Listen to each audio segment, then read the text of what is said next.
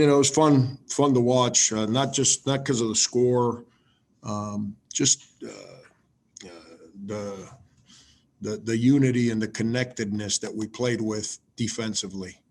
And I thought as the game progressed, that gave us the same kind of trust offensively. And we played fast on offense early in the game. We did too much one-on-one stuff, and that's why it didn't look as good.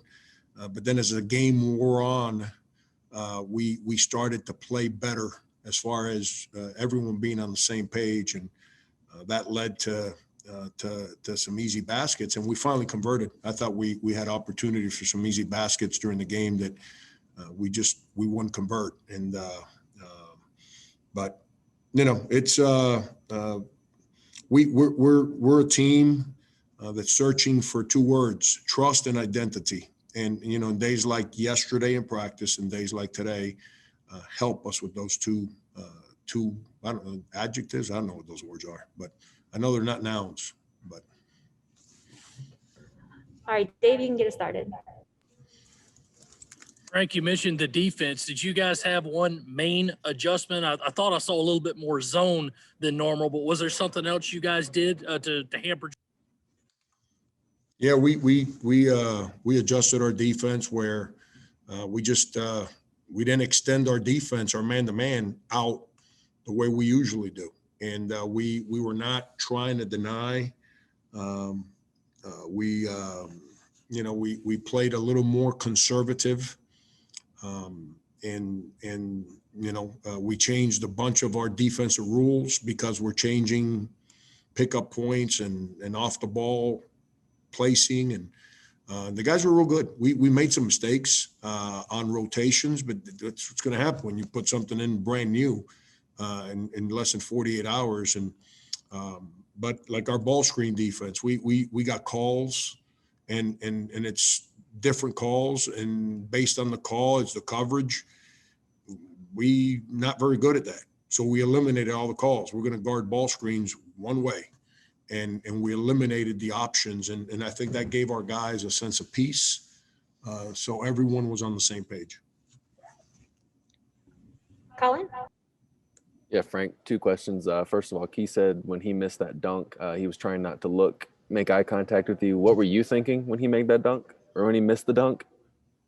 You talking about the one early in the game? Yeah, the one he missed and then the alley-oop. I nothing. I was, that one didn't bother me. I mean, those are guys like you and me, Colin, we don't understand how hard those dunks are, because we never left the ground but for maybe 4 or 5 inches. So those are really, really difficult plays. I was not, anytime we got an opportunity to dunk or lay it in, we got to score. But I was more disappointed in the second one because he missed a dunk. We get the offensive rebound. We throw Wildens a little easy lob put in, and he misses it too. And I was more disappointed in that one. But no,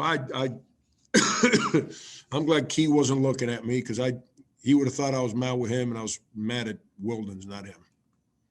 I think you said a couple weeks ago that this team needed to get a win when things don't necessarily go right the entire time. You guys don't start the greatest. What's it say about this team to be able to kind of get through that tough stretch to start the game and then finish strong and get a win? It's why I told you, like I used the word trust a little while ago. You don't learn to trust just because someone's cool or someone's good looking or someone's talented. You learn to trust because you deal with adversity and you figure out who's honest, and then you embrace people that are honest and people that stand up strong with you in difficult moments. That's where the word trust comes from. I tell people all the time, I live my life I'm a big believer in if you just pay attention, you usually make the right decision. And, sometimes you don't have any signs, but I'm a big believer in simplicity, honesty, loyalty, trust, love. That's why everyone in today's day and age, I love you. No, you don't. That sounds really good. Like you text somebody you barely know and they send you a heart back. Like like really, like, please don't, we've created the word love to just sound good, but lose its meaning. And in reality, at the end, we're all searching for love, real love. And this team is trying to get there. But to get there, you got to go through not just nice days, but difficult moments. And in those difficult moments, you tend to understand whether guys are being honest with each other, whether guys are learning to be loyal to one another, to see if you can trust. And then eventually, as you go through the journey, you get the love. Those are the 4 basic words of how I run my program. Always have, always will. And today we took a step in the right direction, now can we sustain this? Because we haven't had as much time to figure all this out. So now it's like one after the other, like tomorrow, back to practice, boom, travel on Friday. Here we go, another game. Can we sustain the positivity, whether we're playing good or not? That's the next challenge here, and let's see what happens. Dick? Frank, a couple of weeks ago, you talked about the pressure defense. Sometimes teams, that's not their characteristic and all. Do you feel like by what you've done tonight that maybe you simplified it? I know that your players said earlier that they felt like they built a lot of trust tonight on defense and they felt comfortable though. But, it takes a good coach, which you are, to make those kind of changes and realize that maybe this team at this point's not really the team that could be the pressure defensive teams like you've had in the past. Yeah, it's one of my greatest assets is that I'm really stubborn. But being stubborn can also be a weakness. And as I've gotten older, I've created this mindset where I can't let stubborn become stupid. And I'm all in to do things a certain way. But when I know something's not working, I'm not going to keep hitting my head against the wall. I did when I was young and stupid because of my stubbornness. Now, as I'm a little older, I try to change. I go back to a team that practiced every day, a team that was preseason number 3 in the country at K-State. And after 6 league games, we were 1-5. We went from number 3 in the country to a team that was really struggling. And our offense was really bad. Guys would not pass the ball. They wanted to all get their own shot. And I called Underwood, coach at Illinois. I called him in. I said, Brad, you've been yelling at me for the last 5 years about this offense you used to run. Well, my offense stinks. Can you put your stuff in? And we did that for 2 days. And we changed our offense completely, and it changed our team. And on Sunday, after that Auburn game, I sat at home on Sunday, and I usually watch film. I don't know, as reporters, don't you guys get sick to your stomach when a coach tells you after the game, I have to evaluate the film? What a bunch of garbage that is when you get your heads beat in the way we did against Auburn. And, and have someone, you got to watch film. I don't got to watch. I never watched that film. And guess what? I didn't watch Georgia until yesterday. I had to figure out how to do my job better. And the players got to play better. The players got to be more committed to what we're doing. But obviously I had to make some adjustments for this team in this moment. And I did, and the players bought into it. And I hope it keeps working for us, because I really, really enjoyed the way we played today. Cam? Coach, going back to Keyshawn, it feels like the last 3 or 4 games he's found another gear and is really starting to reach that potential we've seen out of him the last couple of seasons. What do you think has been the difference in him finding this second level? And what do you think is the most impactful thing he brings to the court when he's playing like he is right now? Key came here and he was an athlete, and now he's become a basketball player. And, there's a big difference there. In high school today, we love guys that do 7 inside out, double step back jump shots against a chair. And we celebrate guys that can jump and dunk. But that don't make them basketball players. Keyshawn has worked really hard to become a basketball player. to understand how to play in structure, understand how to grow his skills to become a better player. If you guys remember last year, I know this whole COVID makes last year seem like 9 years ago. But if you remember last year, I told you guys that headed into preseason, when we scrimmaged Illinois, he was the best player on the court. And then he hurt his knee at the end of that scrimmage. And then we lost him for 5 or 6 weeks. And then he got back in and he played pretty well and little by little. And then by the end of the year, just remember the way he closed the year. He was playing really well. I think he was averaging like 16 and 8 or something the last 6 games of the season. And, give him credit. I mean, he like me and everyone else has not been very consistent because of all the obvious reasons. But now we've practiced, 10 days over the last 2 weeks and obviously lost 3 in a row, but we won today. And Key keeps playing better and better. The part I like the best about him is his leadership has gotten like a lot better. Like he was a big reason that those guys stayed together and practiced the way they did yesterday and went out and played the way they did today. Not his talent, not his shot making, but his voice and his positivity. That created some good stuff in practice. John? Yeah, another Keyshawn question for you. What do you like about him and in that off the bench role, and do you envision keeping him there with how well he's playing in that, or do you look to put him in the lineup? Yeah, the reason I made the change was all because of COVID.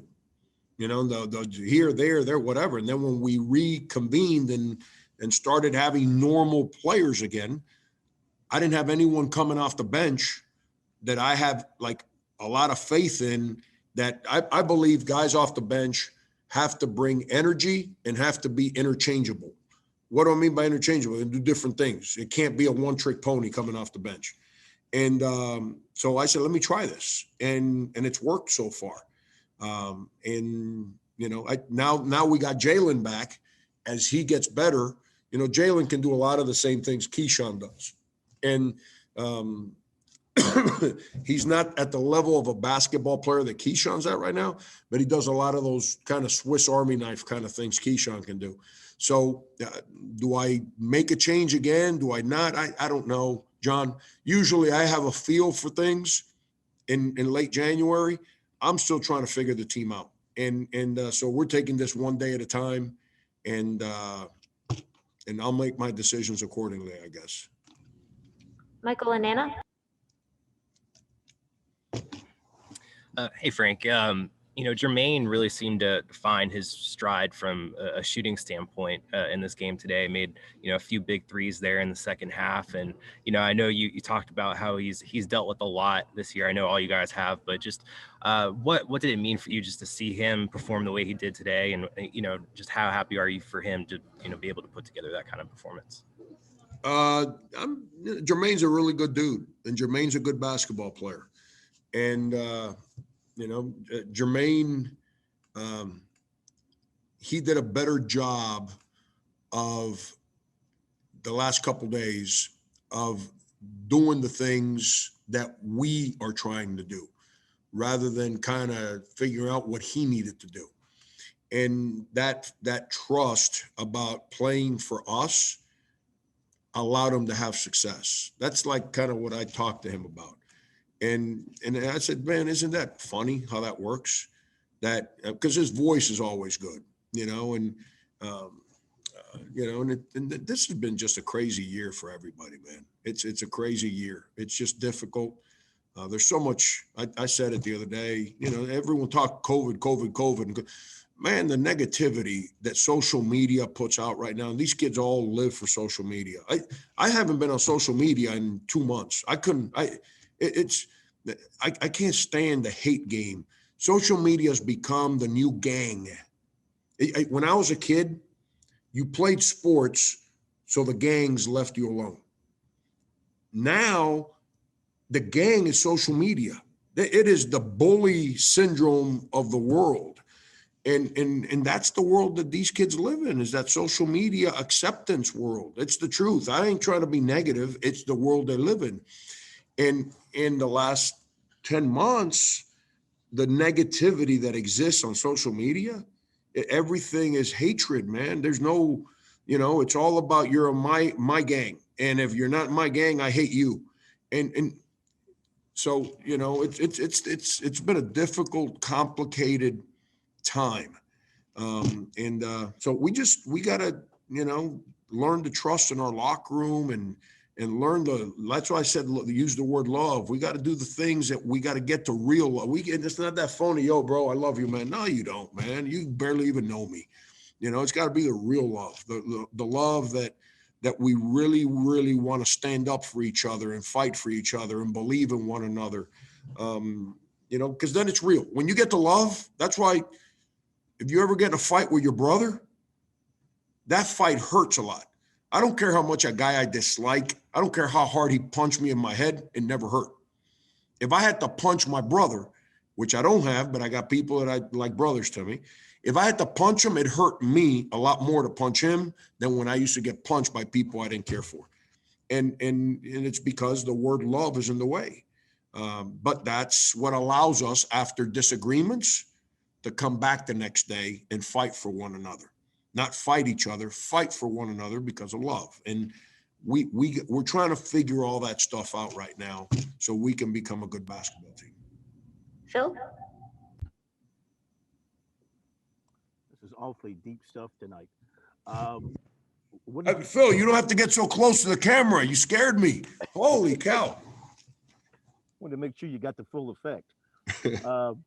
What do you think of Seventh Woods tonight? Do you see him gaining more confidence and picking his game up?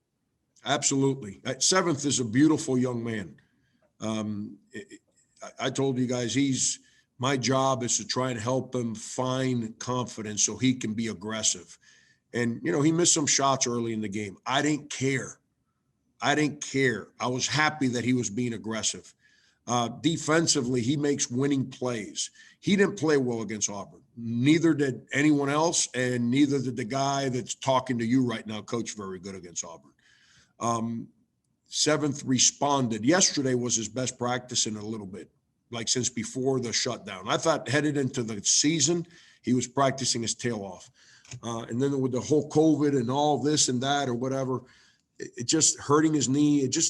I don't know. I refuse to allow him to get back to that place of doubt. So when he was being aggressive early in the game, I was really happy, and we need him. Seventh is a winning basketball player. He can be a phenomenal on-ball defender. He's a heck of a teammate. Heck, everyone says, man, he don't talk a lot. That first time out of the game, he was so loud in the timeout, had an energy and enthusiasm that was pretty strong. And that comes from, and he had just come out of the game. And that comes from that fight to develop some trust. So yeah, I'm real happy for Seventh that he played so well today.